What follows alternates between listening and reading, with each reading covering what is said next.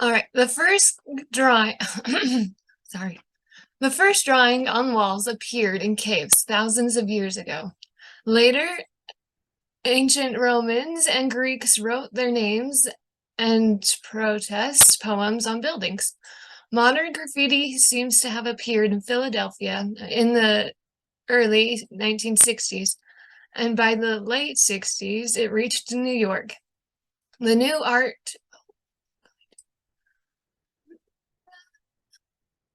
the new art form really took off in the 1970s. In the early days of the 1970s, taggers were part of the street gangs who were concerned with marking their territory. They worked in groups called crews and called what they did writing. The terms of graffiti, the term graffiti was first used by the New York Times and the novelist Norman Mailer.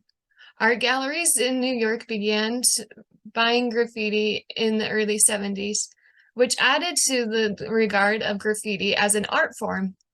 John Lindsay, the then mayor of New York, was the first to declare the first war on graffiti. By the 1980s, it became much harder to write on subway trains without being caught, and instead of being more established, graffiti artists began using roofs and buildings as canvases. Today, I want to convince you that graffiti is art and is often misinterpreted and is beautiful. I will discuss the dangers of those who do graffiti and why it is a serious problem, and finally, how to celebrate artists in all various styles. Breaking news! In Phoenix, Arizona, on April 12th, 2020, a 20-year-old graffiti artist was arrested after causing $38,000 in property damage over a 2-year period. The suspect is allegedly responsible for over 314 graffiti incidences. Police officers also obtained hundreds of pens and markers and spray paint cans in his possession.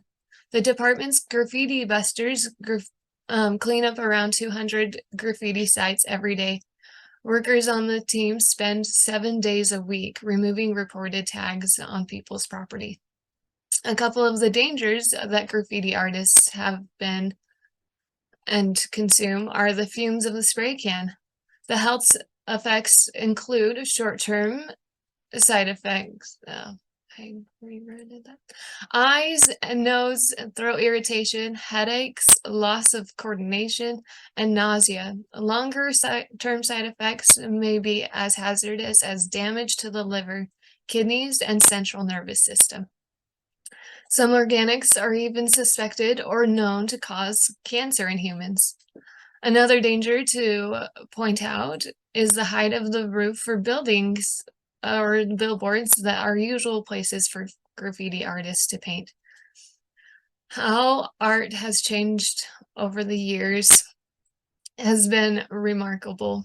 Dr. Robert Glass of the Smart History, the Center of Public Art History, said, over the past century and a half, however, both art and art history have evolved erratically.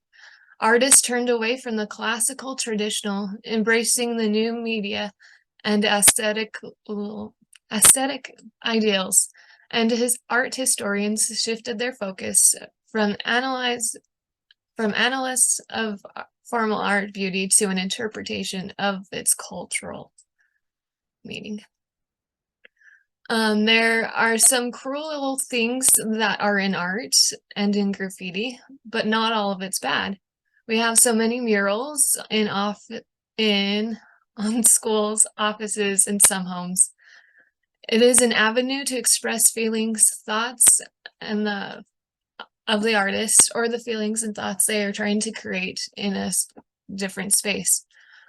Most artists have some message that they want to get across, and they do it with a variety of mediums. Desire to be more tolerant of others' beauty. Not everyone sees things as beautiful in the same light, and neither do many artists, but but never they never bash and harm each other because they don't see eye to eye. They are able to see the work and dedication that it took to have celebrating the art in all of its glory. Most of the art is expressed in ways that uplift and help others to feel a sense of calm on the one hand. Considering that the time and effort that it takes to create all of art, we can be proud of others' accomplishments made for completing the project. We all have different perceptions and don't view things the same way. Bishop Kusei of the presiding bishopric said in this last general conference, our intentions with beauties of the nature around us can produce some of the most inspiring and delightful experiences in life. Pause a moment with me and ponder how life would be if we had no art. It would be drab. Life without art, pictures, movies, or anything on our walls of our homes, it would all be more depressing.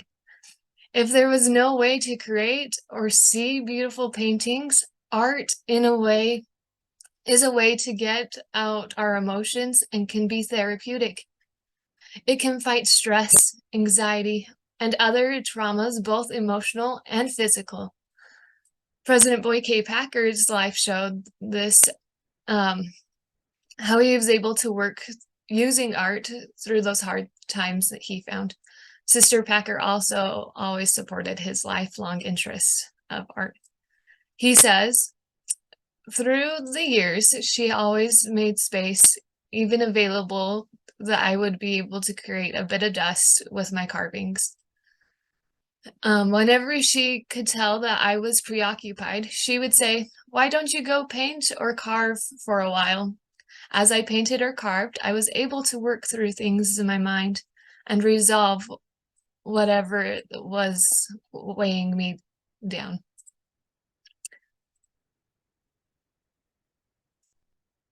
Now work with me to celebrate art in all art forms, including graffiti. In every hand, in every stroke of the spray can be looked at with the same admiration and determination of beauty as others see beauty. In like Van Gogh, Pablo Picasso, or Karl Bloch. Each artist can celebrate a job well done. Thanks to the graffiti artists of the past, Keith Haring, and the present who are making beautiful paintings all over the world. And even in our own backyards, graffiti is art and is beautiful and can be celebrated with artists in all of its various styles.